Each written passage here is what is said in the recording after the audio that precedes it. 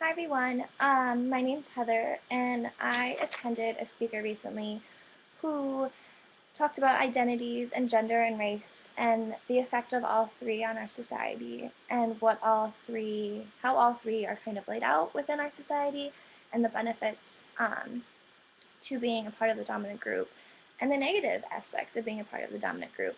Um, so the speaker that I attended was Tim Wise, and the title of his discussion was, "What do white guys know about race and gender?"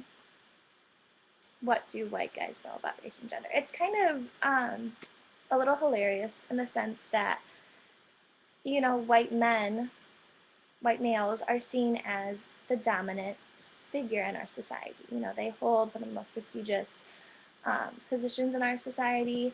They they are reflected in everyday life as knowing being the most intelligent, being the most resourceful. Um, so what do they know about race and gender? What does the most dominant figure in our society know about being a part of a minority, a part of a group that has negative stereotypes about them? So for a great deal of his speech, he did talk about identities, but he talked about many other things within his speech. But I really wanted to focus on the identity aspect of it. He said in his speech, "We know more than we let on, but less than what we should." So later on in his speech, he talked about denial and delusion to being a part of a dominant group.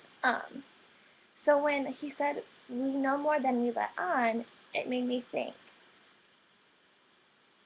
how very true that is. Because if if white males and white females, because being a female, you're part of the less dominant group, you're part of a minority, but you're still part of the dominant aspect because you are white. So when I say we, I include myself. So as a white person, do do we do we know more than we let on? Are we feeding into this society where whiteness and being white allows us to go further in society, and so we don't try to resolve it? We don't try to help everyone benefit from being a part of our community. Um, and in that case, are we only furthering these rooted stereotypes and the system that's rooted in the color of one's skin rather than their abilities, rather than the education they've received? Because he said at one point that um, a white male or a white person who graduates with a degree is 3 times more likely to get a job than a Latino or a Hispanic who has the same degree. Why is that? You have to ask yourself that. Why is that? As a citizen, but more importantly, as a white citizen, you have to ask that. Why is this occurring? Are we feeding into this?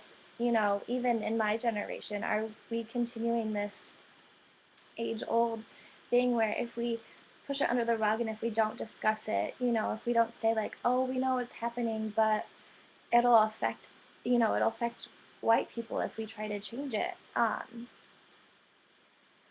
Are we doing that? And if we are, how very wrong that is to do that, and how wrong it is that we're not trying to even the playing field for those people who have every right to the same jobs and the same um, positions and lifestyles that we're living. Um, so with that, with the end of his quote of "we know more than we let on, but less than what we should know," I do believe there are some people who don't know about the injustice and who don't know about the differences that people who are not white and people who are not males and white, um, they don't see the injustice and they don't see the differences in society unless it's put right in their face for them to see and visualize. So he discussed a little place called Duluth, and they in his speech, and they had racist. They had a bit of a racist history, and so the community wanted to put this in the forefront of its members and like the front of their mind and just make them aware. in general. They, I think, had every good intention of doing it.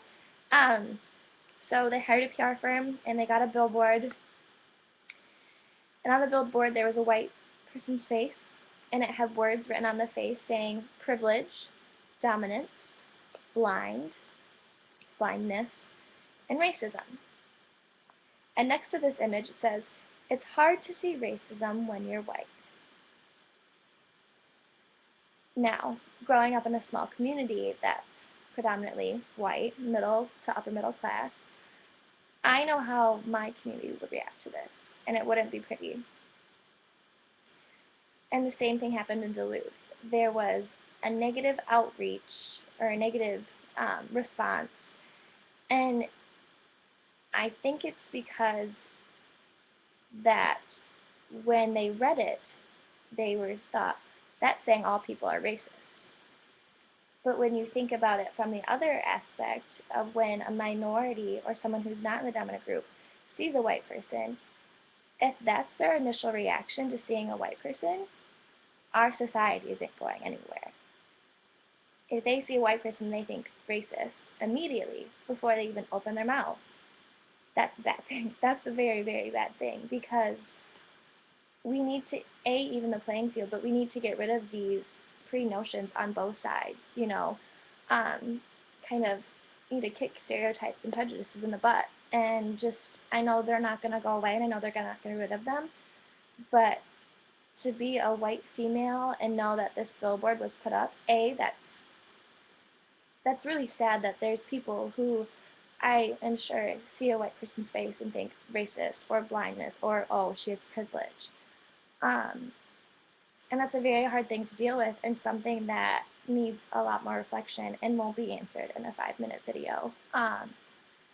But it's something that I now am currently thinking about and will continue to think about, how I can change my actions so when someone does see another white person after, they have an encounter with me, or in general in the community, what we as white society can do to, be less dominant and have less privileges just because of our color of our skin, and break down that stereotype of our own community, and that's when we'll be able to grow as a society.